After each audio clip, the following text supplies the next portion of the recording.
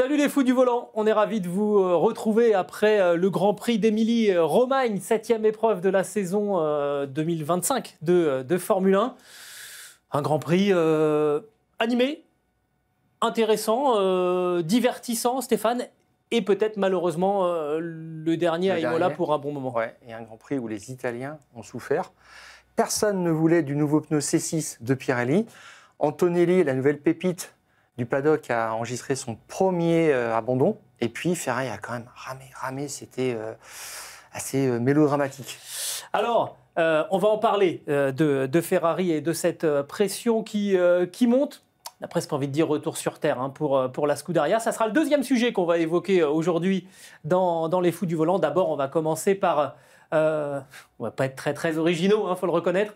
Max Verstappen et Red Bull, en se posant la question, est-ce qu'on a assisté à un nouvel exploit de Max Verstappen comme ça avait été le cas à Suzuka, ou est-ce que les évolutions que les hommes de Christian Horner ont amenées à Imola ont permis de remettre finalement la RB21 au niveau des McLaren? On se posera la question.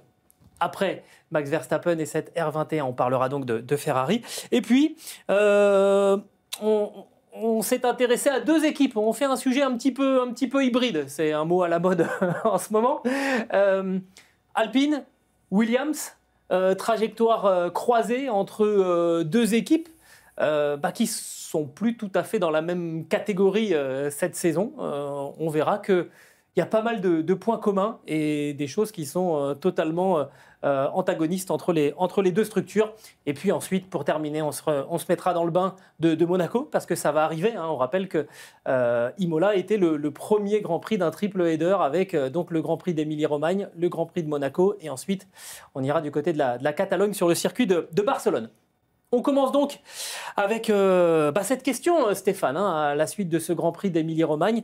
Est-ce que c'est un exploit, on va dire, isolé, comme Max Verstappen en est capable, comme il l'avait fait à Suzuka en début de saison, ou bien est-ce que les évolutions amenées par Red Bull sur cette R21 ont changé la donne et vont permettre éventuellement aux pilotes néerlandais de se battre pour la couronne et pour le titre mondial? Avec cette victoire, Max Verstappen est revenu à 22 points de Oscar Piastri. Il est à 9 points de Lando Norris. Je crois que Stéphane, la première chose, il faut commencer par ce départ, ce freinage au premier virage.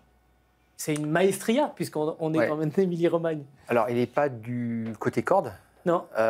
Il ne prend pas la spie de Piastri, et pourtant... Il rate son envol. Complètement. Il ne fait pas un départ extraordinaire, c'est correct, mais sans plus. Et puis, il arrive au niveau de Piastri. Piastri n'y croit pas tellement, il surveille Russell. Et puis là, Verstappen, en fait, il a une trajectoire propre à l'extérieur. Et il dit qu'il était même surpris d'avoir autant de grip. Donc, ça veut dire quand même qu'il y a du grip partout sur cette piste-là, et qu'il ne faut pas être obsédé par la trajectoire. Et il a pris ça, mais d'une façon fluide, presque esthétique. Vraiment, franchement, c'était un virage d'école, c'était génial. Je crois qu'il l'a passé 30 km/h plus vite que Piastri. C'était une leçon, franchement, de réalisme. C'est là où on voit que c'est le monsieur plus. Et au bout de cette course, on se dit que tout a été conditionné par ça et qu'il reste dans la course au titre. Et même plus que jamais, et on a une conviction aujourd'hui, c'est qu'il le sera jusqu'au bout.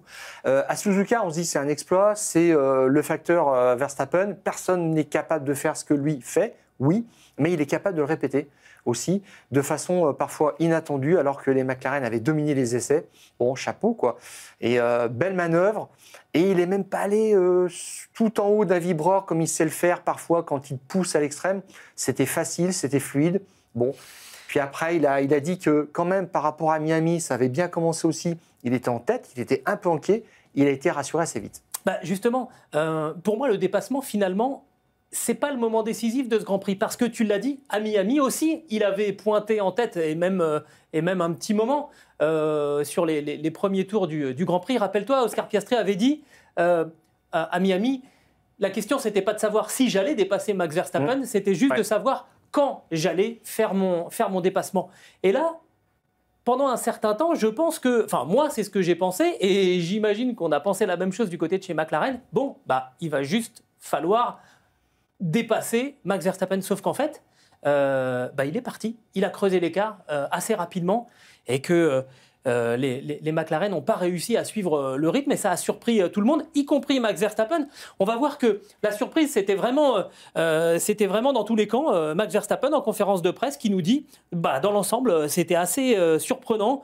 Je suis très content de ce qu'on a montré aujourd'hui. J'espère que nous pourrons afficher ce genre de performance un peu plus souvent. Il ne s'y attendait pas, clairement, Max Verstappen. Alors moi, j'ai vu un petit indice quand même, c'est sur le podium. Il faut regarder en fait quelle personne est envoyée par l'équipe pour recevoir le trophée des constructeurs. Et là, c'était Enrico Balbo, la personne là, que vous pouvez voir sur le podium avec les 3 hommes du week-end. Et c'est pas par hasard parce que cette Red Bull, elle avait des modifications au niveau des pontons. Alors, on ne fait rien de très spectaculaire. Maintenant, tu le remarques bien, Gilles, dans cette saison qui est une transition vers le nouveau règlement de l'an prochain, on apporte par petites retouches et je pense que c'est là où se situait quand même le gain en stabilité de la voiture, ce qu'a souligné quand même Verstappen, qui le vendredi savait qu'il avait beaucoup de travail encore à faire pour rendre cette voiture compétitive.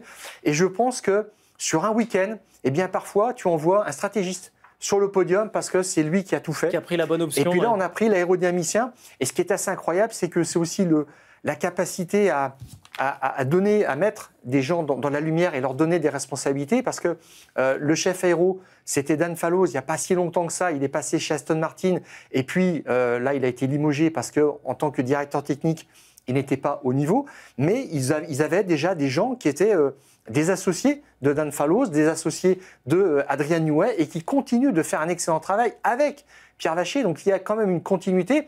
On a dit l'année dernière, qu'est-ce qui va se passer quand Adrian Newey va partir? Alors il est parti assez tôt, il était sur d'autres projets, il était mis sur la touche, et là on s'est dit, cette voiture de 2025, ça va être vraiment le révélateur de la capacité de Red Bull à rebondir. On y est, et ça marche quand même encore, et moi je pense qu'ils vont être dans le coup toute l'année. On avait évoqué, et d'ailleurs on avait expliqué une partie des difficultés de Max Verstappen et de Red Bull dans son ensemble, aussi dues au problème de la soufflerie de chez Red Bull qui n'est plus assez bien calibrée. Alors tu parles des évolutions qui sont arrivées sur la Red Bull. Honnêtement, alors il y a un petit document qui est rempli par toutes les équipes avant chaque Grand Prix quand elles apportent des évolutions. Et là, quand tu regardes ce qu'a ramené Red Bull, jamais tu te dis ça va transformer la voiture. Il y a effectivement les entrées d'air sur les pontons, le capot moteur qui a été un petit peu revu. Ça suit aussi une autre évolution qui avait été apportée à Miami sur le plancher. Donc peut-être que l'ensemble de ces choses-là fait que ça commence à vraiment être intéressant. Ce qui est certain, c'est que ça n'est pas Sébastien Buemi qui a trouvé une solution au simulateur, parce que Sébastien Buemi était au Japon, à Tokyo, pour la Formule E, que ça n'est pas non plus Van Buren, qui est le simulateur, l'autre pilote de simulateur de chez Red Bull. Apparemment, c'est vraiment Max Verstappen et Giampiero Lambiadze qui ont trouvé une solution le vendredi en essayant quelque chose, et ça a vraiment changé leur week-end. Tu parlais de Pierre Vacher, Stéphane. Pierre Vacher aussi, il quelque part reconnaît une part de surprise. Je ne suis pas certain que ce soit une énorme amélioration, mais c'est une évolution dans la bonne direction qui élargit la fenêtre de réglage, et peut-être que Max pourrait mieux utiliser la voiture. Donc on comprend que d'un seul coup, un petit changement, ça peut ouvrir totalement les perspectives. Tu noteras d'ailleurs que Pierre Vacher ne parle pas du tout de Yuki Tsunoda, qui a quand même satellisé une voiture. Oui. Autant l'exploit de Verstappen est notable, autant d'un seul coup on se dit waouh, là Tsunoda, ça commence vraiment à être chaud, ça va vite, ça tourne vite le vent. Ça devient un accident industriel, clairement. Et là, Helmut Marko a dit qu'ils étaient juste en termes de pièces détachées. Alors, en pièces détachées, ils en avaient plein sur la piste, mais ce n'est pas de celles dont on parle, des pièces nouvelles. Ça s'appelle des débris, ça. Oui, mais quand je vois ça, je me dis, mais est-ce qu'ils ne vont pas faire des nouvelles pièces ou des évos juste pour Max Verstappen, qui sait très très bien s'en servir, et puis laisser le stock, voilà, c'est ça, parce que si c'est à ce tarif-là pour casser des voitures régulièrement, là il va falloir prendre des grandes décisions. Mais en tous les cas, tu sens déjà que ça les gêne. C'est un crash monumental quand même. Il y a un tonneau la qui sortie, casse tout. La sortie est vraiment impressionnante. Tout à fait. Donc ça veut dire que ça va être un facteur handicapant pour la suite de la saison en termes de développement. Qu'est-ce que tu apportes ? Ça grève un budget, vraiment. Et c'est un souci. Tsunoda n'est en aucune mesure capable d'aider l'équipe de ce point de vue-là en termes de stratégie ou tout. Tout est fait autour de Verstappen. Ils en avaient l'habitude. Mais là, Tsunoda est un petit peu en mode Pérez comme l'année dernière. C'est ça quand même qui est gênant. Et dans tout ça, effectivement, ce qu'il faut retenir, c'est le travail collectif, c'est la mise au point, les réglages. Verstappen a dit notre voiture se comporte très bien historiquement sur ce circuit, 4e victoire de suite, donc c'est pas pour rien non plus quand même. Et notre voiture aime les virages rapides. Il y a tout ce qu'il faut, il y a un flow quand même sur ce circuit où ces relances, vitesse moyenne quand même en général sur les enchaînements. Tu as quelques portions rapides, mais il faut une voiture quand même qui a des excellentes qualités de direction, de vivacité. Bon, tout ça a très très bien fonctionné dimanche et ça a surpris effectivement McLaren. Pour aller dans ton sens, la moyenne de vitesse au tour de Max Verstappen, puisque c'est lui qui a réalisé le meilleur tour en course, 226 km/h sur un tour. On est vraiment sur un circuit d'assez haute vitesse. Alors on parlait de la surprise de Max Verstappen, de Pierre Vacher. De l'autre côté, chez McLaren, un petit peu la même surprise. Andrea Stella, la conception du circuit, donc ce tracé typé vitesse assez élevé dans les courbes, et les progrès de Red Bull sont deux aspects qui ont fait que nous n'avons pas eu d'avantage particulier aujourd'hui. Moi, ce que je retiens dans la phrase, c'est aujourd'hui, quelque part chez McLaren, on ne déclenche pas l'état d'alerte général. On se dit que c'est un épiphénomène et que ça devrait continuer à bien se passer pour les voitures orange, qui se sont quand même fait damer le pion sur ce circuit.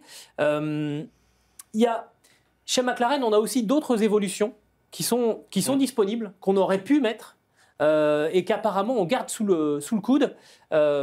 Parce que justement, on veut continuer de les tester en simulateur et sans doute aussi en soufflerie avant de les mettre sur la voiture pour éviter toute mauvaise surprise. Ça, c'est la façon dont on avait fait en 2024. Et on se souvient que ça avait plutôt bien marché parce que McLaren avait fini par remporter le classement des constructeurs. Et là, on peut imaginer que les évolutions ne vont pas arriver tout de suite pour McLaren parce que le prochain Grand Prix Monaco c'est pas révélateur.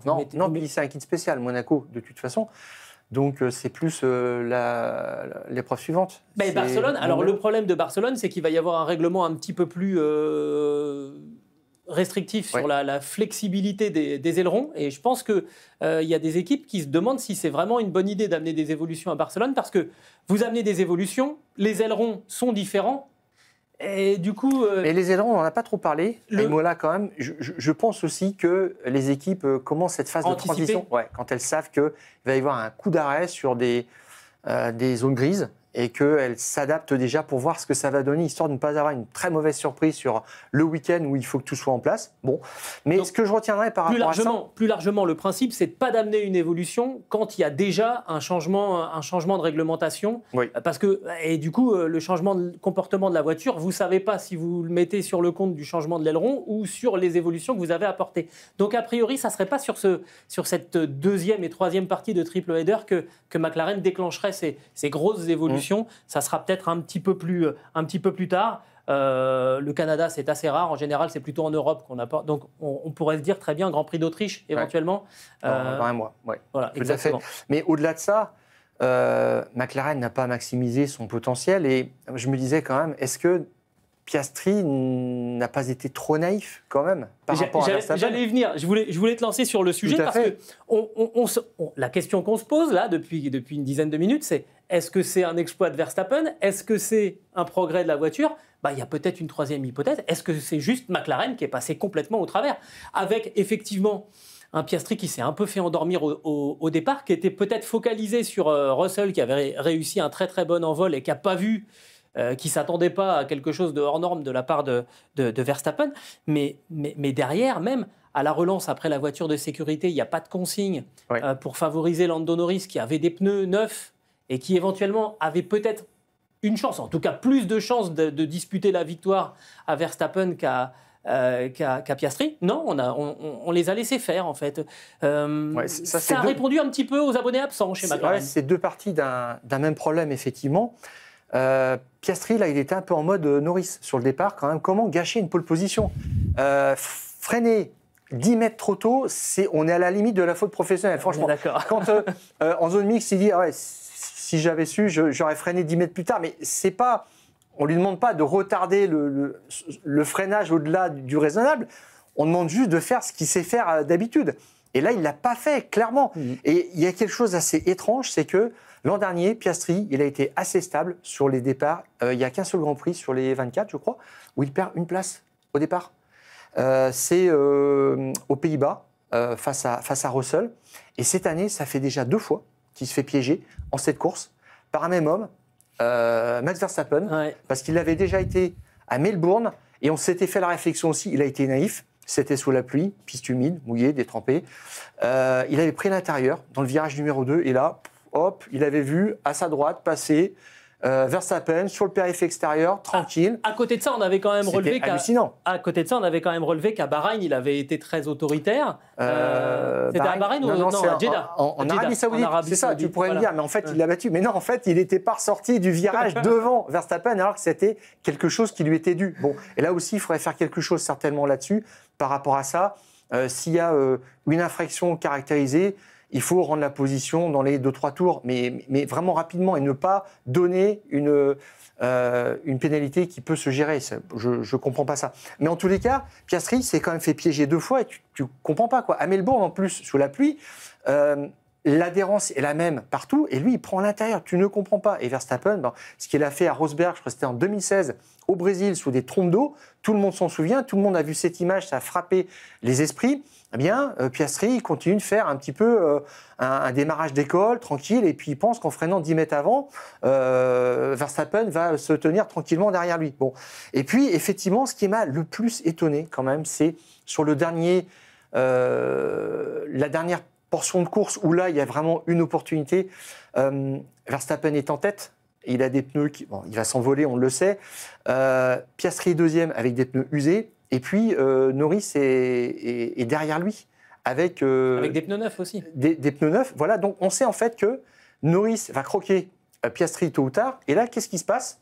Il y a McLaren, il y a Norris qui appelle pour dire, parce que Norris, il sait qu'il ne reste pas beaucoup de tours, donc il aimerait bien en fait une consigne d'équipe. Et il dit quelque chose de très important. Il dit, et si je n'arrive pas... Je lui rends la place. Je lui rends la place.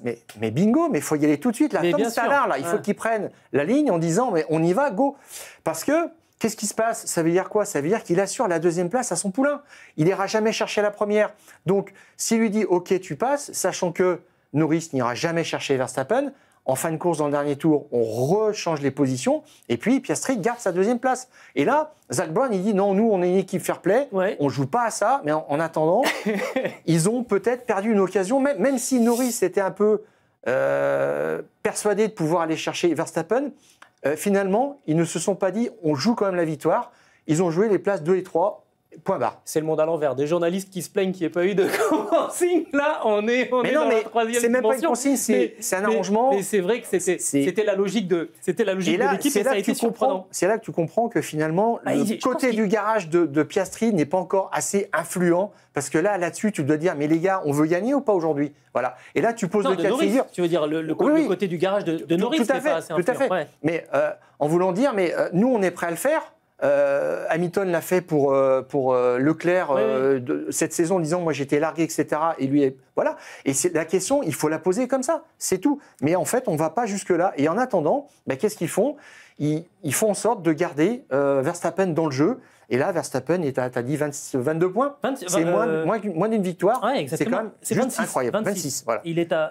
Non, je te dis une bêtise. Non, c'est toi qui as raison. 22 points par rapport à Oscar Piastri. C'est moins d'une victoire, effectivement. Tout à fait. Alors là-dessus, en termes de stratégie, une fois de plus, eh bien, McLaren certainement attend avec la plus grande impatience un certain Will Courtney qui est en fait le stratégiste en chef de Red Bull, qui a signé pour McLaren déjà l'année dernière et qui sera disponible pour McLaren sans doute en janvier prochain. Mais Red Bull a dit non, on le garde parce que on a besoin de lui cette année. Et effectivement, ils vont avoir besoin de lui. C'est lui qui fait les plans de course. Alors, vous ne le voyez pas sur le muret. C'est Anna Schmitz qui fait ces calculs.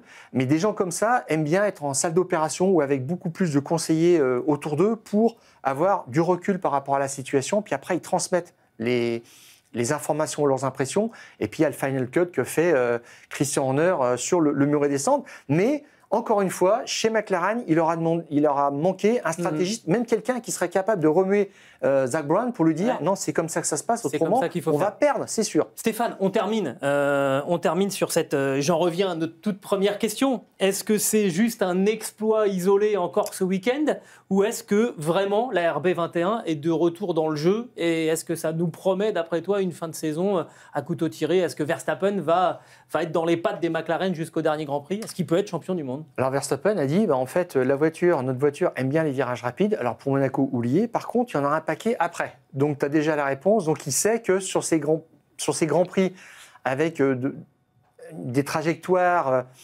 tendues, des longs virages en appui qui vont mettre en valeur les qualités des châssis et des virages rapides, il va se régaler. Donc je pense que la réponse est oui. Et effectivement, il ne lâchera pas comme ça.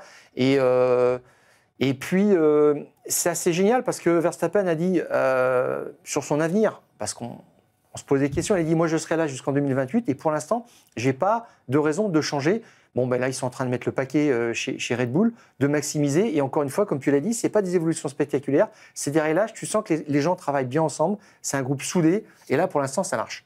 J'ai pas voulu revenir non plus. Il y a eu un épisode aussi vendredi entre Gianpiero Lambiase et Max Verstappen, où en gros, Lambiase a dit à un moment à Max, quand même, quadruple champion du monde, bon, arrête de faire des tours, rentre. On va essayer quelque chose. Voilà. Sinon, on pourrait faire une heure rien que sur ce sujet. C'est effectivement, ça travaille bien. Et pour ma part, je pense comme toi qu'on a remis la Red Bull dans le jeu là. Il s'est passé quelques petites choses qui sont très très importantes. Et au-delà du fait que je pense que oui, l'écart s'est réduit, j'espère. Parce que pour le coup, c'est quand même vachement intéressant de voir Max Verstappen face à deux adversaires avec une auto réputée un petit peu plus rapide. Oui, bah là, c'est peut-être plus tout à fait le cas. On va parler de la Scuderia Ferrari qui jouait à domicile en Émilie-Romagne le week-end dernier. Ça s'est soldé par une 4e et une 6e place pour Lewis Hamilton et pour Charles Leclerc. Lewis Hamilton, je ne l'ai jamais vu aussi heureux d'une 4e place. Alors c'est son meilleur résultat en Grand Prix. Depuis qu'il est chez Ferrari, il avait remporté une course, mais c'était un sprint en Chine. Et il nous dit, alors ils étaient partis loin, les Ferrari. C'était le drame du samedi. Ils ne s'étaient pas qualifiés pour la Q3, donc non, ils étaient 11e et 12e, c'est ça? Ils étaient 11e et 12e, et c'était une première sur un circuit italien pour Ferrari depuis le Grand Prix d'Italie à Monza en 2020, où Leclerc et Vettel s'étaient aussi loupés. Donc quand même, là, c'était, oui, j'ai dit mélodramatique, c'était assez ça, parce que là, c'était le drame. La foule voyait pour la première fois Lewis Hamilton sur une Ferrari. Il y avait de l'effervescence, il y avait de la ferveur, mais ils sont vite revenus à la réalité d'une voiture qui est capricieuse, complexe. Avant même le week-end, à Miami, Lewis Hamilton avait dit: je pense qu'on n'est plus tellement dans la course au titre. Là, maintenant, ils ne le sont plus du tout. Mais il avait aussi dit avant ce week-end à Imola, nous avons une fenêtre d'exploitation de la voiture qui est très mince. Parfois même, il n'y en a aucune. Et ça, c'était quand même assez étonnant de la part de Lewis Hamilton, qui commence à porter son premier jugement quand même sur la SF25. Il a attendu 5 ou 6 Grands Prix pour savoir comment ça marche. Et là, il a quand même retourné la situation en réglant la voiture de façon beaucoup plus fine, ce dont il était très satisfait. Et moi, ce que je vois, c'est que Ferrari est un petit peu revenu à 2021, quand la voiture évoluait peu, mais ils avaient pris le parti, en fait, une année avant un grand chambardement réglementaire, de dire, nous, on va maximiser vraiment l'exploitation de la voiture, et je pense que c'est ce qu'il faut faire. Et là, je pense même que Lewis Hamilton a ouvert un champ de recherche, d'investigation sur les réglages, qu'on n'avait peut-être pas bien exploré chez Ferrari, et qu'il va trouver des choses parce qu'il avait vraiment, comme tu dis, la banane. Oui, alors je reprends l'expression qu'il a employée. J'ai déjà vécu ce genre de course, mais c'est la première fois que je ressentais une telle alchimie avec ma Ferrari. Alors, est-ce que c'est Est-ce qu'il y a une part de com? Parce que forcément, t'es à Imola, tu es quand même obligé d'être un petit peu positif. Toujours est-il, c'est une phrase que, si tu la lis comme ça, tu te dis « Ah bah, il a gagné le Grand Prix ». Non, il fait 4e. Ah ouais. Ok, d'accord. Il y a eu aussi sans doute un pas de franchi aussi dans la façon de travailler avec Riccardo Adami, son ingénieur. On avait déjà noté que parfois ça accrochait un petit peu, ça se comprenait mal. C'est normal, il faut se gérer. Ça faisait 10 ans qu'il était avec Peter Bonington. Il faut quand même que les choses se mettent en place. Donc, effectivement, moi, j'ai été un petit peu surpris de la réaction très, très heureuse de Lewis Hamilton pour cette 4e place. Mais bon, il faut quand même rappeler qu'il était parti en 12e sur la grille. Ça fait quand même une belle évolution. Ils ont gagné beaucoup de place, effectivement. Hamilton passe de 12e à 4e. Et Leclerc passe de 11e à 6e. Oui. Donc, c'est des belles progressions. Mais malheureusement, il n'y a pas de championnat des remontées ou des places gagnées à l'arrivée.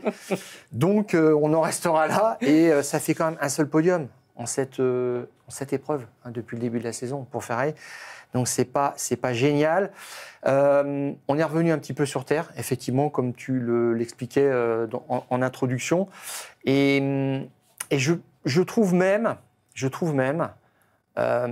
que Ferrari ne décrit pas la réalité assez comme elle l'est. Fred Vasseur commence à le faire et tu vas revenir là-dessus. Quand je voyais ce plan sur un panneau à l'entrée du garage de Ferrari, je crois que c'est 16 titres de champion du monde pilote et 15 constructeurs ou l'inverse, tant de victoires, enfin tout ça, ce sont des records. Et en fait, Ferrari rappelle ça pour dire ça va pas très bien en ce moment, mais nous sommes la plus grande écurie, rassurez-vous.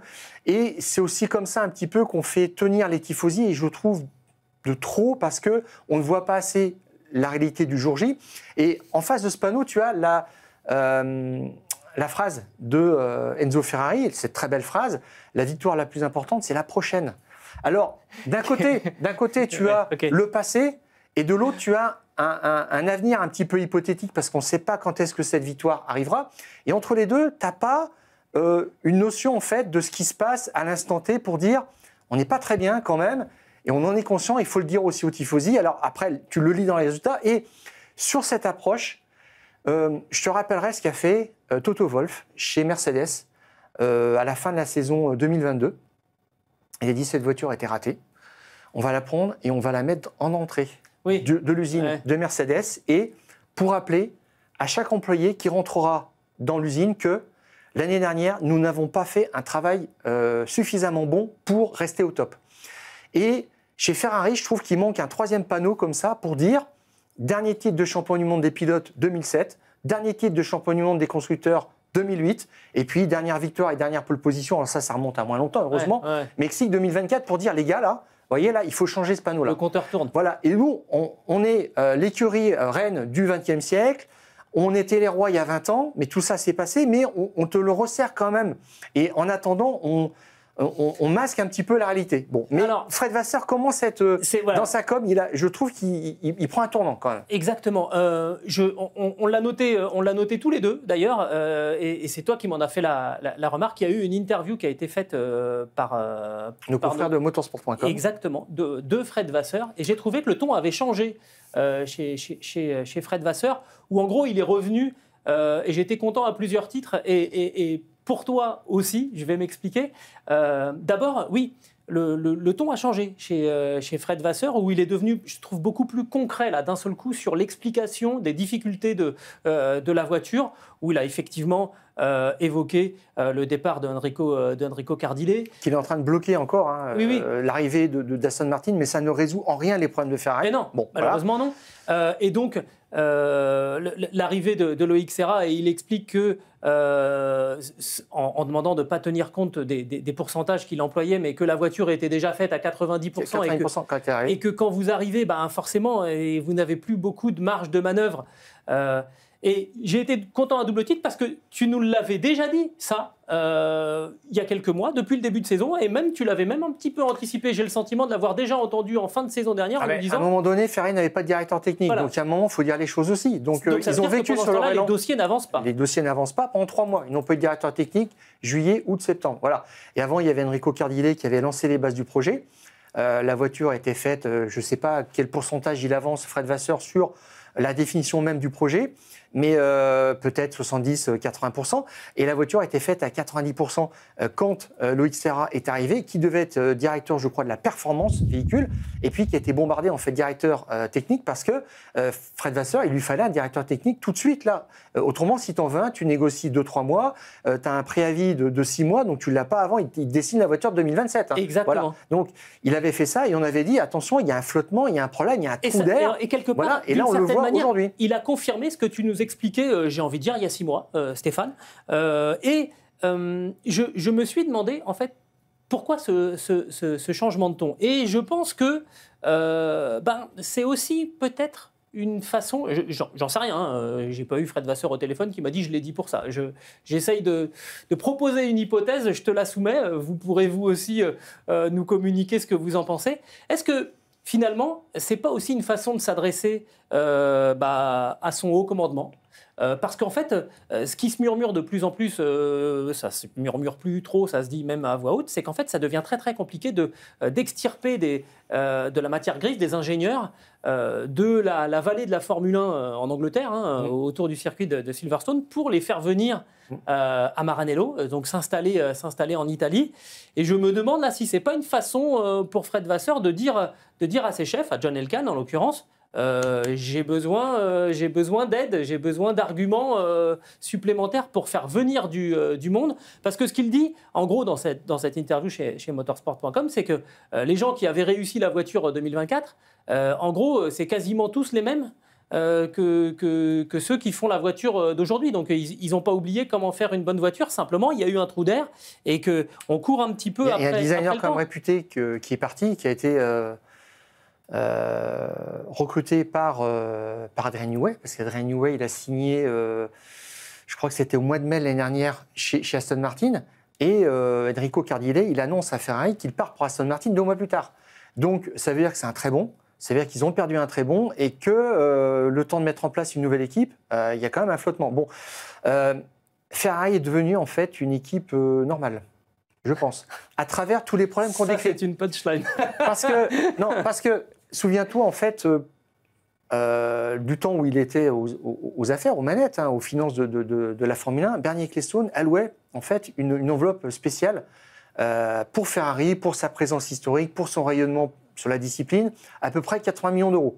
Et avec ces 80 millions d'euros, Ferrari avait toujours un coup d'avance pour recruter un pilote star, recruter un ingénieur. Alors, les ingénieurs, ça coûtait pas encore très très cher à l'époque, mais parfois les Ferrari, quand ils avaient besoin de tout refaire du sol au plafond, en tous les cas, etc., ils avaient une manne extraordinaire et ils jouaient un petit peu de façon inégale. Mais aujourd'hui, avec le budget de cap, c'est terminé. C'est-à-dire que si tu as 80 millions d'euros, tu dis, en fait, on met ça dans nos finances, mais on a un budget limité, donc ça va pas nous servir à grand-chose. Sauf que le budget cap, il est limité pour... tous les employés, sauf 3, les 3 plus gros salaires de l'entreprise, qui sont généralement les pilotes, et puis le boss ou le directeur technique. Sauf qu'avec une manne financière quand même un peu plus conséquente que chez la concurrence, eh bien, ils n'ont pas su attirer Adrian Newey. Ça veut dire qu'aujourd'hui, ils sont bloqués à tous les niveaux et qu'ils sont obligés de faire un petit peu avec maintenant la réalité du moment. Et là, c'est un petit peu... Alors, ils vont chercher Lewis Hamilton. Ils ont quand même cassé une tirelire à ce niveau-là. Mais là encore, c'est hors budget. Voilà, tout à fait. Mais Lewis Hamilton, il apporte de la connaissance, du savoir-faire sur ce qu'il avait vu ce qu'il a connu chez McLaren et chez Mercedes. Très bien. Mais après ça, qu'est-ce que tu fais de ton équipe technique? Comment est-ce que tu peux la muscler? Et je pense que là, c'est le sujet maintenant, en fait, essentiel de Fred Vasseur. Exactement. On en est là, pour moi. C'est-à-dire qu'il y a eu le départ... effectivement de Enrico Cardile. Il a fallu donc déjà s'organiser en l'absence de Cardile. Ensuite, identifier qui serait intéressant à recruter. Ça se fait pas en une heure, hein, ce genre de choses. Ensuite, essayer de prendre contact, voir qui serait éventuellement un Dan Fallows intéressé qui est sur le marché en ce moment, qui vient de se faire remercier. Oui, mais qui vient de se faire remercier. Oui, tout à fait. Ça fait un petit moment quand même qu'il est sur la touche. Ça fait 2-3 mois. Ouais. Même l'année dernière en octobre, où il a été débarqué. Donc ça veut dire que ça là, aussi oui, tout à fait. Et donc tu peux maintenant le démarcher pour avoir quand même un département aéro quand même plus performant. Bon. Et je pense qu'on en est à ce stade-là et que là, il y a peut-être besoin d'un petit coup de pouce du haut commandement de chez Ferrari pour convaincre une pointure de venir. Et moi, j'ai pris cette interview de Fred Vasseur un petit peu dans ce sens-là. En tout cas, à court terme, on a entendu la réaction très, très vive de Charles Leclerc qui a perdu des places en fin de Grand Prix. Je suis assez contrasté sur son attitude de fin de Grand Prix parce qu'il bloque Hamilton. Hamilton qui a des pneus neufs et qui peut aller chercher. Je suis pas sûr qu'il le bloque parce qu'il est à la bagarre avec Albon d'abord. Il est à la bagarre avec Albon d'abord, il le sort et ensuite l'ordre c'est Leclerc, Hamilton, Albon et tu vois la manœuvre, en fait, il met un petit coup de volant à droite, il le sort. Carrément, il le sait. D'ailleurs, et il y a une note qui sort assez vite. Et là, il prend quand même du temps pour réagir. Je trouve qu'il ne le fait pas assez vite. Alors, je ne sais pas quel est le délai. On joue sur un tour, mais il reste 4 tours. Lewis Hamilton est pneu frais. Enfin, il faut faire quelque chose. Il faut le laisser passer. Il ne le laisse pas passer. Je ne comprends pas. Alors qu'il sait qu'il va devoir rendre la position. C'est une évidence. Même si la FIA n'a pas ouvert une note, encore, et encore moins une enquête, tu sais que tu dois rendre la position. Ça veut dire quoi? Ça veut dire qu'il faut laisser passer Lewis Hamilton tout de suite. Il ne le fait pas. Voilà. Et moi, je ne sais pas, je n'ai pas compris pourquoi il s'acharnait. En tout cas, le Muret lui a dit de rendre la place. Une fois, il l'a fait, une fois qu'il a su, qu'on a eu l'information, mais il a attendu quand même que ça Et ils ont bien fait parce qu'en fait, il y avait une note qui était ouverte et il y a eu ensuite un message qui a été publié par la direction de course. Il aurait pris une pénalité. De 5 secondes à l'arrivée, et là il sortait du top 10. Ayant d'ores et déjà rendu la place, ils n'ont pas appliqué la pénalité. Mais je trouve qu'après, sur la safety car, etc., il s'est mis en décalage. Le premier, il s'est arrêté très très tôt, je crois, 10e tour, pour faire un undercut sur un paquet de pilotes, dont Russell. Très bien, alors là, c'est joli coup, etc. Oui, c'est bien joué. Bon, mais il est en décalage. Alors après, il y a quelque chose d'un petit peu bizarre. Enfin, bizarre non, c'est que la plupart des écuries avaient mis leurs 2 pilotes sur des stratégies différentes parce que là, il y avait un vrai questionnement sur un arrêt ou 2 arrêts. Et chez McLaren, ils avaient mis Piastri. Chez Ferrari, ils ont mis Leclerc. Alors, évidemment, il y a un perdant, il y a un gagnant, quoi. Donc, tu tires un peu à pile ou face et puis tu vois de quel côté la pièce retombe. Donc, je trouve que ceux qui étaient les rois du premier relais, qui avaient fait l'undercut qui était extrêmement puissant, après, ils ont un peu déchanté. C'est normal, il y a eu des faits de course pour ça, et dont une voiture de sécurité, il n'a pas pu rentrer. Bon, c'est comme ça, c'est mauvaise pioche, mais je trouve que là, ils n'ont pas joué collectif. C'était assez étrange, et je pense que là, dimanche, ça a changé tout entre une 4e et une 3e place pour Hamilton, mais c'était déjà beau, cette 4e place, parce qu'ils ont quand même mis ça fait 8 places de gagner. Albon sur le côté de façon pas très officielle. Voilà. Exactement. Bon. Mais on continue de travailler chez Ferrari, l'équipe est en place, elle bosse. Les procédures sont au point. L'équipe a fait, combien de meilleurs pit stops depuis le début de la saison en 7 Grands Prix? J'en sais rien, mais alors ça va vite dans les stands. 6. Wow, okay. 6. Ils ont été battus seulement lors de la manche précédente par, alors là je te donne 15 propositions de réponse avant que tu trouves, Sauber, Bortoleto. Ah ouais? Voilà, tout à fait. Parce que Binotto est arrivé, et là tu sens aussi que dans les interventions stand, ça commence à monter en gamme. Ils sont en train de se transformer en Audi. Tu vois, c'est des choses comme ça qui font qu'on change le matériel, on recrute même des mécaniciens, tout ça c'est super important. Et on les voit arriver, mais alors Ferrari, ils sont au top. Ils ont remplacé Red Bull dans ce registre-là. Red Bull qui était la référence absolue depuis des années. Je ne sais pas si ce n'est pas 10 ans en termes d'intervention au stand. Et au moins, Ferrari a pris cette place-là. Donc, ils ont faim quand même, Ferrari. Donc, maintenant, il faut concrétiser. Il y a un décalage. Pendant plusieurs saisons, on a dit que la Ferrari était une voiture du samedi, très forte en qualification, mais qu'elle n'avait pas le bon potentiel en course. On a totalement changé de logiciel. Il faut essayer de trouver... On n'a pas tellement changé encore, parce que Vasseur a dit ça fait 3-4 Grands Prix qu'on ne retrouve pas le même potentiel, qu'on n'arrive pas à traduire en fait du samedi au dimanche. C'est l'inverse, ça va dans un sens ou dans l'autre, voiture performante le samedi et pas le dimanche, et inversement. Il dit il y a quelque chose qui se passe qu'on ne sent pas bien. Bon, il y a du boulot. À court terme, il y a effectivement ce Grand Prix de Monaco qui arrive et une échéance particulière. J'ai envie de dire c'est un deuxième Grand Prix à domicile, à la fois pour la Scuderia et particulièrement pour Charles Leclerc qui avait gagné l'année dernière. On va reprendre l'aileron arrière de la Ferrari de l'année dernière pour faire le Grand Prix 2025 de Monaco. Et j'ai envie de dire c'est un petit peu toujours la même chose. Si on fait un exploit incroyable et qu'on gagne dans les rues de la Principauté, bon, ça va redonner du temps. Ils ont vécu trop là-dessus, je trouve, l'année dernière. Charles Leclerc avait gagné à Monaco et à Monza. Ils s'en sont satisfaits. Tu ne peux plus faire ça indéfiniment. C'est pas possible. Les tifosi attendent autre chose, franchement. Et on pense même à eux, qui sont des amoureux de la marque, qui sont des amoureux de la course, de la Formule 1. Et Fred Vasseur a tout résumé en disant ils ne nous lâcheront jamais, ils ont une foi inébranlable. Et c'est exactement ça, et c'est ce qui fait qu'ils sont enviés par toutes les autres écuries et toutes marques du monde. C'est juste fantastique, on l'a vu encore ce week-end, mais ils méritent mieux. On va parler d'Alpine et de Williams maintenant, si tu le veux bien, Stéphane. D'abord parce qu'on se sent un petit peu obligé de revenir quand même sur le feuilleton Alpine. Hein. Il y a toujours des dossiers. Santa Barbara. C'est clair. Ou Dallas, ou je sais pas. Depuis la dernière fois qu'on s'est vu pour les fous du volant, tu te rappelles, je t'avais demandé, mais au final, est-ce qu'on est vraiment sûr que c'est Oliver Hawks qui dirige cette équipe ? En fait, on était vraiment sûr que non, puisqu'il a donné sa démission dans les heures qui ont suivi l'enregistrement des fous du volant, pour des raisons... alors à la fois personnel, il y a son frère qui est impliqué dans des histoires un petit peu compliquées et traditionnellement, apparemment présumé, voilà. Ça ne le concerne pas lui directement, j'ai l'impression, mais bon. Il a des problèmes avec la loi, voilà, apparemment. Sauf que il y a eu aussi l'annonce du changement de pilote. Donc, Jack Doohan a été remercié. Jack Doohan a été soutenu par Oliver Hawks. Et finalement, c'est donc Franco Colapinto qui a été nommé aux côtés de Pierre Gasly chez Alpine. Ça, c'était une volonté très claire de Flavio Briatore depuis un petit moment.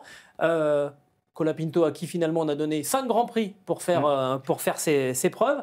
Briatore devait devenir le team principal de l'équipe. La FIA a levé le doigt en disant non, en fait non, il n'a pas le droit parce que c'est pas un permanent du constructeur. Oui, il n'a pas une licence FIA. Mais moi je me souviens, il y a 20 ans, quand il était chez Renault, je crois qu'il n'était pas un employé de Renault, il était un prestataire. Oui, mais il avait le titre de team principal. Et oui, mais les choses ont changé maintenant, puisque maintenant il faut avoir un certificat d'enregistrement auprès de la FIA, ce que n'a pas Flavio Briatore. Conseiller exécutif. Voilà, il est exactement. Exécuteur de temps en temps aussi. Là, pour le coup, les carrières il a bien exécuté. Tombent, c'est fini. Et c'est donc Dave Greenwood qui est officiellement, qui était directeur des opérations pistes et qui assume ce rôle de team principal. Mais il cherche apparemment quelqu'un d'autre pour faire team principal. Oui. Je t'avais dit que si... en gros, c'est pour signer là où changeait, Flavio dit il signe. Non, mais Briatore, c'est pas son truc non plus de faire de la paperasse toute la journée ou de passer des coups de téléphone, etc. Il aime bien la politique, il aime le business, il aime tout ça, c'est clair. Mais après, pour faire tourner l'écurie, il leur manque un Otmar Zafnauer, de toute façon, c'est clair. Autrement, tout ce qui est recrutement, etc., il est très très fort, Briatore. C'est clair qu'il a un input fantastique de ce point de vue-là. Mais il passe des consignes à Colapinto qu'il ne les respecte pas du tout. Non, il avait dit, casse pas la voiture. C'est rapide, etc. Et moi, ce que je trouve dommage quand même, c'est que Colapinto, il a surtout fait le kéké ce week-end, franchement. Et c'est décevant. Franchement, pour la marque, pour l'écurie, pour l'équipe. Dans quel sens tu dis ça ? Il a fait un peu le mariole. En essai libre 2, en 5 minutes. En 5 minutes, il bloque Norris, mais gratuitement, pour rien, dans Tamburello. Il y a Verstappen qui arrive sur lui. Il ouvre son DRS pour lui résister un petit peu plus. Il le bloque 2 ou 3 fois. Il y a Verstappen qui prend la radio pour dire à Lambiase il fait quoi, ce gars ? Franchement, voulant dire, c'est qui ce mariole ? Vraiment, vraiment. Et puis Lambiase dit pas d'idée. Voulant dire, vraiment, il n'est pas très sérieux. Et puis après, il bloque Russell. Voilà, donc moi, j'appelle ça faire le kéké. C'est-à-dire que tu roules comme ça devant, tu fais le beau. Mais on n'a rien vu après ça. Et puis surtout, effectivement, il prend encore un crash. Et puis, au départ, il perd une ou deux places. parce que maintenant il a le trouillomètre à zéro. Et clairement. Donc il s'achète lui-même des problèmes. Hein. Je pense qu'il a un problème d'ego à ce niveau-là. Il faut le remettre en place assez vite. Il a 5 Grands Prix pour faire ses preuves. Alpine est avant-dernier, je crois, au championnat constructeur. Donc il ne faut pas que ça tombe très très longtemps à ce rythme-là. Il faut qu'il se remette en place, la tête dans l'axe. On verra, il y a des gens pour ça chez Alpine. Mais franchement, il dessert la cause d'Alpine, globalement. Quoi. Il se prend pour quelqu'un d'autre, voilà, globalement. Bon, le voilà rhabillé pour l'hiver. Sachant quand même qu'il a un historique chez Williams aussi oui, ça c'est clair. De carrosserie et assez puis conséquent. finalement on lui a donné 5 Grands Prix, donc là il ne lui en reste plus que 4 maintenant. Puis alors Monaco, là, c'est ce que j'allais dire. Un rail traverse 5 Grands Prix, vite la piste. t'attaques à Imola, où en gros si tu fais une erreur, t'es dans le mur, parce que le Ouais. circuit old school est magnifique circuit, mais c'est quand même pas le plus facile pour débuter. Monaco derrière, excusez-moi, ça va être très compliqué. Et puis pendant ce temps-là, sur la piste, Gasly finit 13e, Colapinto prend la 16e place. Je veux dire, voilà, en plus, il n'y a plus. En fin de saison l'année dernière, on avait dit l'Alpine, c'est devenu une voiture qui est capable de faire des coups et elle les fait quand il se présente. Donc c'est bien. En plus, elle est fiable cette voiture. Ils ont enregistré 3 abandons. Malheureusement, c'est l'équipe qui a le plus abandonné depuis le début de la saison. Mais c'est 2 crashs de douane. Et puis c'est un accident collatéral de Gasly avec Tsunoda. Donc ils n'y sont pour rien. Ils font le job. Mais simplement, effectivement, il y a des fois où ils disent que là, ils ne comprennent pas le fonctionnement de la voiture. Donc il y a vraiment du travail à ce niveau-là. Et leur gros problème, c'est que Williams maintenant place 2 voitures systématiquement en Q3. Et puis que Aston Martin aussi s'invite à la fête du top 10 de temps en temps. Donc là, après, tu prends les grosses écuries, il n'y a plus de place pour passer en Q3. Exactement. Et alors justement, tu parles de Williams. On a voulu essayer de faire un parallèle parce que l'année dernière, après le Grand Prix d'Émilie-Romagne, Williams n'avait aucun point. Alpine avait 1 point. Bon, on peut très bien se dire, voilà, c'était presque à égalité entre les 2 équipes. Et le chemin parcouru par ces 2 teams en 1 an, il va presque à l'envers l'un de l'autre. Williams aujourd'hui est 5e au classement des constructeurs avec 51 points. Il n'y a pas de podium, mais il y a 3 fois dans le top 5 quand même. On sent qu'il se passe des choses. James Wolfe, là, j'ai même été très très sensible à la réaction d'Alexander Albon à la fin du Grand Prix. Donc il se fait dépasser par Lewis Hamilton, chronologiquement il se fait sortir par Charles Leclerc et après il se fait dépasser il se fait passer par Lewis Hamilton dans cette action. Il fait 5e, il est déçu, Alexander, ce que je peux comprendre. Ouais. Mais ça te dit quelque part où regarde maintenant Williams. Williams regarde désormais un peu plus haut que la 5e place, regarde pourquoi pas un podium, alors que Alpine, j'ai envie de dire, perd du terrain. Et j'ai cherché à comprendre pourquoi d'un seul coup ces trajectoires s'étaient croisées. Soit dit en passant, un petit chiffre, ce week-end, donc Williams marque 14 points. C'est le meilleur total pour Williams depuis, alors je cherche parce qu'il m'a fallu chercher un peu, depuis le 25 juin 2017, Grand Prix d'Azerbaïdjan. Je vais te le dire, oui. 3e place de Lance Stroll. Voilà, il avait inscrit 15 points. Sur les problèmes de Bottas, ouais. Et c'est... Tu vois, d'un seul coup, l'équipe se réveille. Mais surtout, c'est qu'elle a 2 leaders maintenant. C'est-à-dire que Albon, c'est un vrai taulier maintenant. Oui. On le prenait pour un jeune pilote qui arrivait, il a dépassé cette déception chez Red Bull. Et là, il est en train de se refaire vraiment une réputation chez Williams. Et Albon, c'est 3 points en 2022, 1 point en 2023, 0 en 2024, et elle a 40. Donc 40, là, tu vois, 40 points pour lui, 11 pour Carlos Sainz, tout à fait, il bondit, qui est un vainqueur de Grand Prix. Donc là, d'un seul coup, on se dit, c'est une sorte de révélateur pour Alexander Albon. Carlos Sainz, qui a eu du mal à digérer son nouvel environnement, le moteur Mercedes.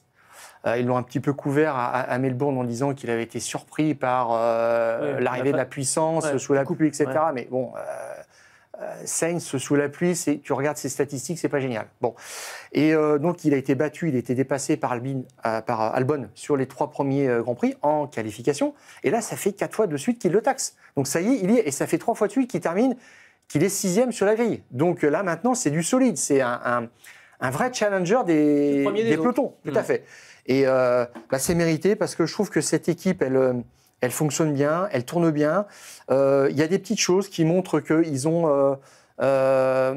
Ils sont montés en gamme. La voiture, pour la première fois depuis la nouvelle réglementation, est au poids cette année. Et ça, c'est James Wolfe qui a dit, là, maintenant, on a des équipements qui sont désuets, qui remontent à 20-25 ans, qui nous empêchent, en fait, de faire une voiture construite de façon compétitive et au poids. Ils ont commencé à changer ça se voit.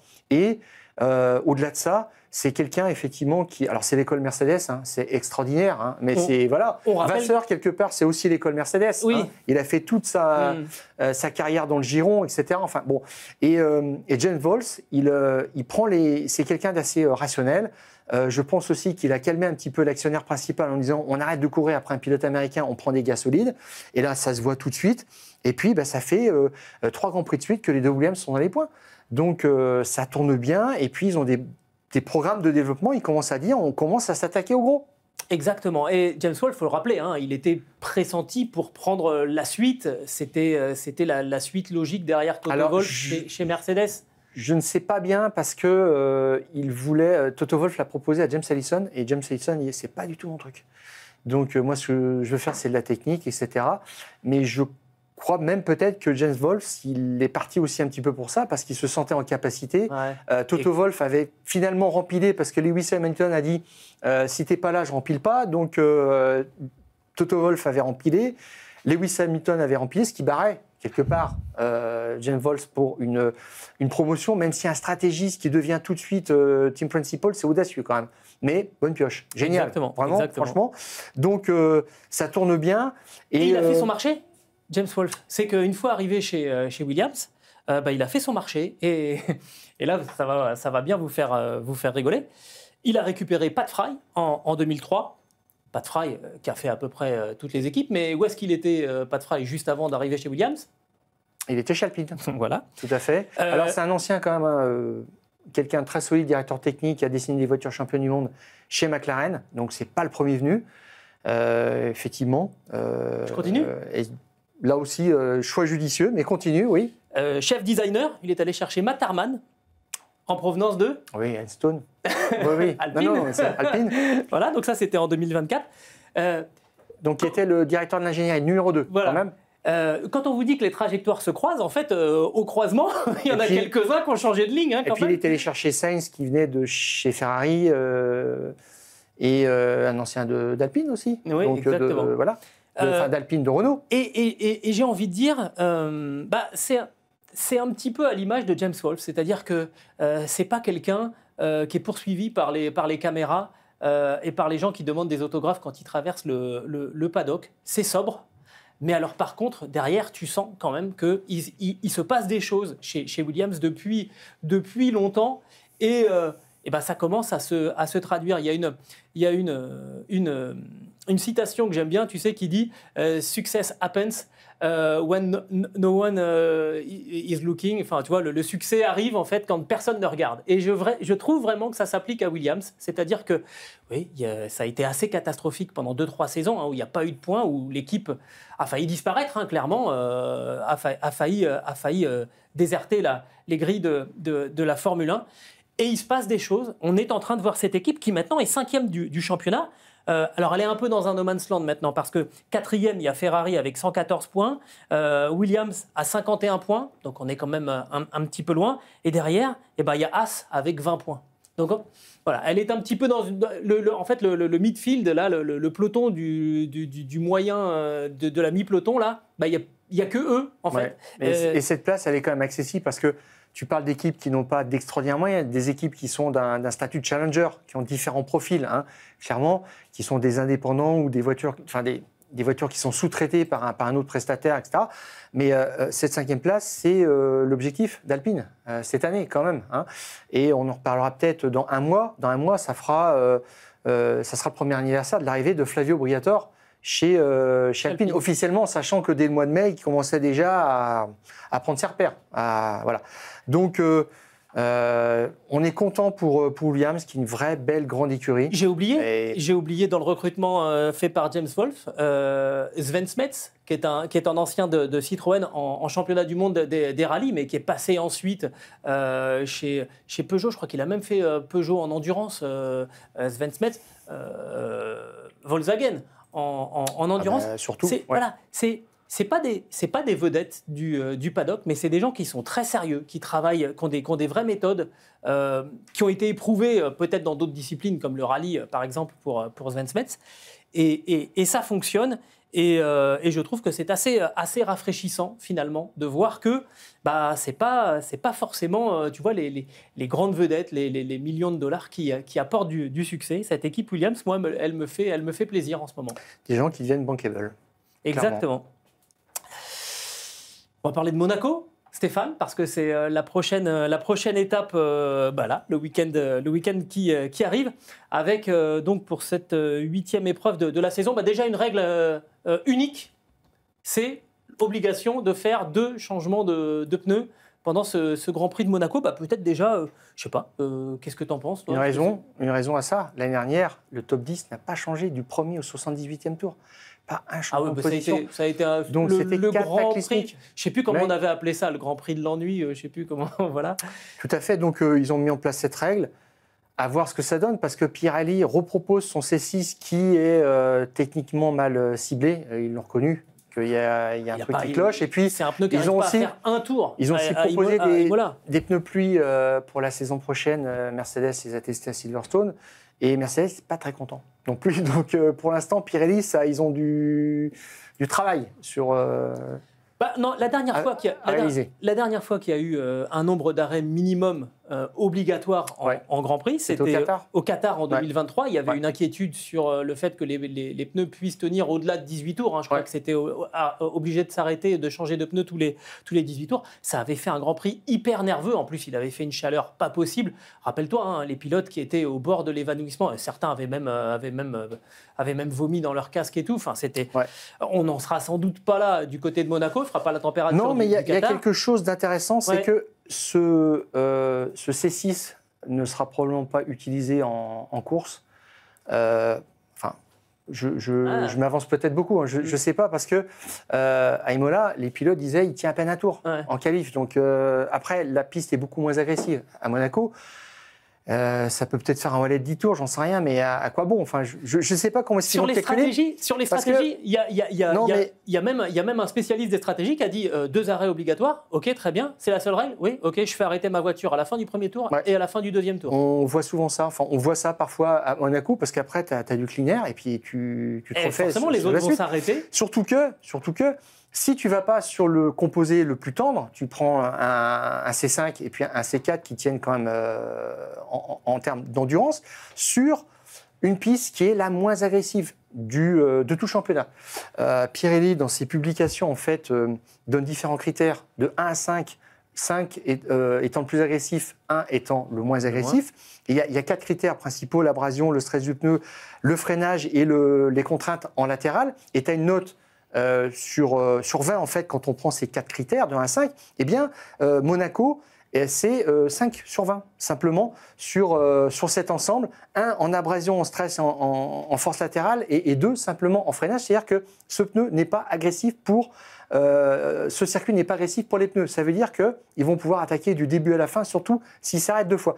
Je pense, après, le facteur limitant, forcément, c'est les rails, et là, tu fais quand même attention, mais il n'y a généralement pas de problème de tenue des pneus à Monaco, mais je pense que ça peut donner quelque chose de spectaculaire, parce que on aura des pneus plus durs, un cran plus dur que ce qui était prévu. Bon. Alors, est-ce que c'est une bonne idée ou pas? Alors, le spectacle, c'est un peu artificiel. On verra après au premier virage, parce que c'est ça le problème aussi, c'est que Monaco, le deuxième, enfin même pas l'aspect le plus important à Monaco, c'est que la pole position est la plus déterminante de la saison, plus que n'importe où ailleurs. Sur les 20 dernières éditions depuis 2004, eh bien 14 poleman se sont imposés. Donc là, c'est assez. Les scénarios sont verrouillés. Si tu fais la pole samedi, tout à fait. S'il pleut pas, quand même bien parti. Voilà, tout à fait. Et puis, il y a aussi des petites choses qui font que dans la caractéristique du circuit, c'est pareil. C'est verrouillé assez vite, comme l'année dernière l'avait montré. C'est le deuxième run le plus court de la saison. C'est 142 mètres entre l'emplacement de la pole position et le freinage du premier virage. Il n'y a que le circuit de Mexico qui est 1 mètre simplement dans cette donnée-là plus court. Donc ça veut vraiment dire qu'on est sur la valeur la plus faible de la saison. Et puis, ça fait partie des 4 circuits où tu as la pole position à la corde. Donc, tu es en pole, mais tu es tranquille. Hein. Alors, après, il ne faut pas faire du Piastri à Imola, mais normalement, tu ne perds pas la pole position. Voilà. Donc, à ce niveau-là aussi, la pole position va valoir cher. Et ce qui va peut-être nous agacer, par contre, c'est ce qui va peut-être créer un impondérable samedi, c'est un drapeau rouge, c'est en fin de Q3, des pilotes qui ne pourront pas boucler un temps. Il y a encore une nouvelle polémique et ça s'est passé il n'y a pas si longtemps que ça. À Monaco, on n'a rien fait encore, on a proposé des choses ici, des duels, hein, comme en Formule E. Ouais. Et tu détermines les places 3 et 4 et 1 et 2 sur 2 duels, simplement. Et tu fais envoyer le pilote qui était le moins bien classé des 2 en premier. Et s'il fait une bêtise, c'est terminé. Et il a la position la plus défavorable. Et puis on avance comme ça. C'est vraiment la Formule 1 a peut-être quelque chose à apprendre de la Formule E, de ce point de vue-là. Mais on verra ça, mais j'espère. Mais en tous les cas, 2023, sur une édition à peu près normale, 36 dépassements, c'est pas dingue. Non. C'est pas dingue. Mais on verra ce que ça donne. Ça sera une première. Donc, tu l'as mentionné tout à l'heure, hein, ça sera donc la même échelle des pneus que du côté d'Imola, et ce qui veut dire que c'est peut-être pas forcément une bonne nouvelle non plus pour Ferrari. On s'attend à souffrir du côté de chez Ferrari, du côté de chez Red Bull aussi, hein, parce que malgré sa victoire en conférence de presse, Max Verstappen, il l'a dit, hein, il a dit la voiture, on sait très bien qu'elle va bien dans les virages rapides. Évidemment, à Monaco, il y en a pas beaucoup.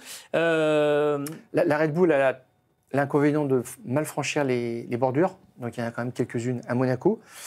Elle n'aime pas les virages à basse vitesse. Max Verstappen l'a dit, clairement, en prévision de Monaco. Et puis, il a quand même beaucoup de problèmes de frein aux essais. Hein. C'est assez récurrent le vendredi, le samedi. Et même si ça rentre dans l'ordre le dimanche avec des tours réguliers, il arrive à stabiliser en fait le étrier et disque de frein. C'est une toute autre histoire sur un tour. Et je me souviens d'une année où il avait particulièrement souffert, je crois que c'était 2022 avec le nouveau règlement. Et il avait un problème sur le freinage, il s'en est jamais sorti. Et là, moi je trouve que c'est grand danger, vraiment pour lui. Ça veut dire voie royale pour les McLaren, tu penses ? Je pense, parce que chez Ferrari, on dit la voiture n'aime pas les virages lents. Donc qu'est-ce qui reste ? Il reste Mercedes et il reste McLaren. Là, c'est pareil, tu disais, c'est un petit peu l'exploit qui ne se voit pas, le succès qui ne se voit pas. Russell, il était encore 3e sur la grille à Imola. Il avance, il ne fait pas de bruit. Et je pense qu'une Mercedes en pole position ou une McLaren en pole position, c'est l'hypothèse la plus probable. Eh ben on va voir ça. D'autres éléments à nous soumettre avant ce 8e Grand Prix de la saison, non, Stéphane ? C'est terminé. On a fait le plein. On a okay. tout éclusé. Mais alors, les horaires quand même. Les premiers essais libres vendredi à 13h30. La deuxième séance sera à 17h. Ensuite, la troisième séance d'essais libres samedi à 12h30. La qualif à 16h. J'ai envie de vous dire... C'est un des éléments vraiment à ne pas louper sur un week-end de Monaco, c'est quand même la qualif. Et puis le Grand Prix, lui, aura lieu dimanche à 15h. Et nous, on se retrouvera le mardi suivant pour faire le point sur ce Grand Prix de Monaco 2025. Cette fois, on a vraiment tout dit. Stéphane, on se dit à la semaine prochaine. Et d'ici là, on coupe le contact.